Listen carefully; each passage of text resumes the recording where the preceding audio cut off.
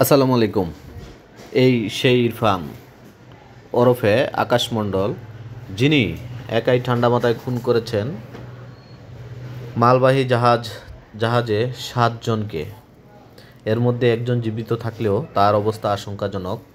তাকে আইনশৃঙ্খলা বাহিনী বিভিন্ন স্থানে নিয়ে গিয়েছে। সর্বশেষ চাঁদপুরে মেঘনা নদীতে জাহাজে ৭ খুনের দায়ে আটক মোহাম্মদ ইরফান খুন করে যাওয়ার সময় নতুন জামা কিনে তা পরে ডিম খিচুড়ি খেয়েছিলেন।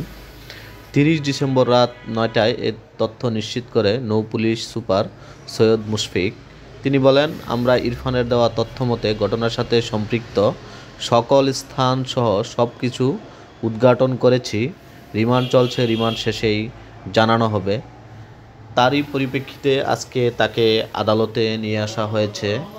সেখানে তিনি ১৬৪ ধারায় জবানবন্দি দিয়েছেন। সেখানে চাঁদপুর আদালত প্রাঙ্গণে উৎসুক জনতার ভিড় দেখতে পাচ্ছেন যে কিভাবে একজন মানুষ ঠান্ডা মাথায় এক এক করে ৭টি খুন করেছে। এখানে আপনারা আইনশৃঙ্খলা বাহিনীর সদস্যদেরকে দেখতে পাচ্ছেন। তারা তাকে আদালতে কঠোর নিরাপত্তা বেষ্টনীর মাধ্যমে নিয়ে এসেছেন। সেখানে ১৬৪ ধারায় জবানবন্দি শেষে তাকে আবার ফিরিয়ে নেওয়া হবে।